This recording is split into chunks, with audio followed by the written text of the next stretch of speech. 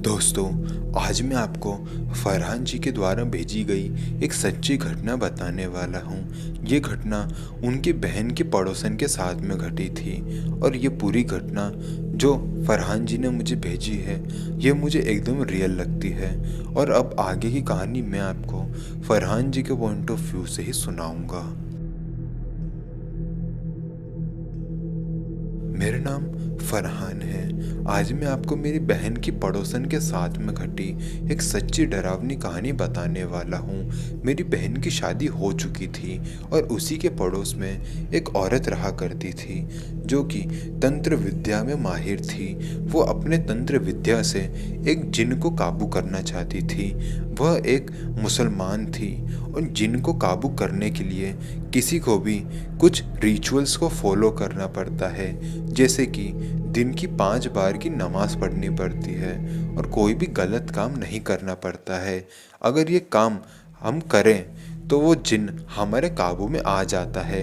हम उससे अच्छे काम भी करवा सकते हैं और बुरे काम भी करवा सकते हैं। हम जैसा उस जिन को बोलेंगे वो वैसा ही करेगा।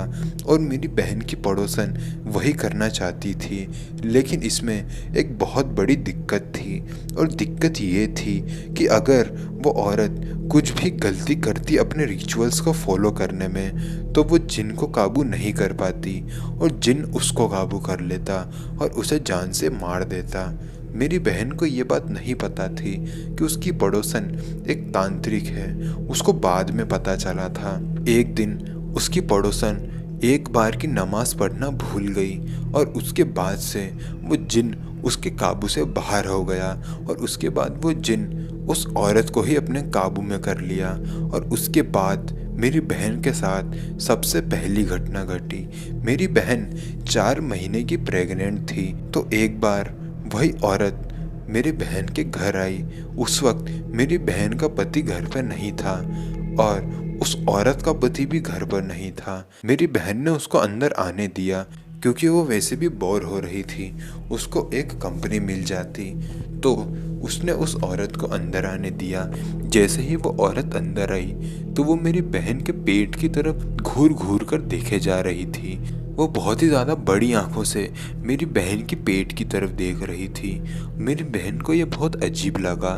मेरी बहन ने उससे पूछा कि तुम ऐसे मेरे पेट को क्यों देख रही हो?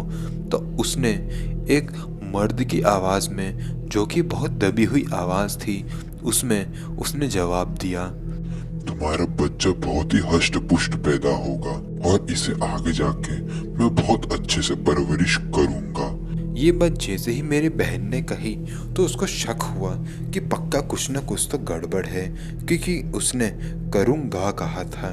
मेरी बहन समझ चुकी थी कि ये कोई ऊपरी मामला है। मेरी बहन ने उस औरत को जाने को कहा और उसके बाद वो औरत उस घर से निकल गई। तब तक मेरी बहन का पति भी आ चुका था, लेकिन उसके बाद भी कुछ दिनों तक वह औरत हमारे घर के आसपास मंडराते रही।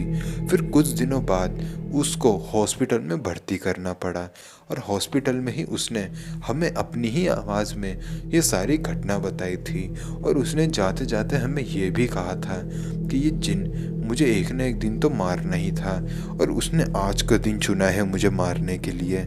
आगे जाके फिर उसकी मौत हो गई और हमें बहुत बड़ा झटका भी लगा था कि आखिर ये सब क्या हुआ। दोस्तों, ये घटना सुनने में आपको भले ही बहुत अजीब सी लगी होगी, लेकिन मुझे बहुत इंटरेस्टिंग लगी, इसलिए मैंने आपको ये सुना दी। बाकी आपको ये रियल लगती है या फेक, आप मुझे यहाँ कमेंट सेक्शन में या फिर मेरे इंस्टाग्राम पर आके मुझे बता सकते हैं। मेरे इंस्टाग्राम का लिंक आपको मिल जाएगा नीचे डिस्क्रिप्शन बॉक्स में। अगर आपके साथ भी कोई सच्ची घटना घटी हो तो वो आप मुझे मेरे इंस्टाग्राम पर ज़रूर भेजिएगा। मैं उसे अपने वीडियोस में फीचर ज़रूर करूँगा। तो मिलते हैं अगले वीडियो में। तब तक के लिए जय हिंद, जय भारत।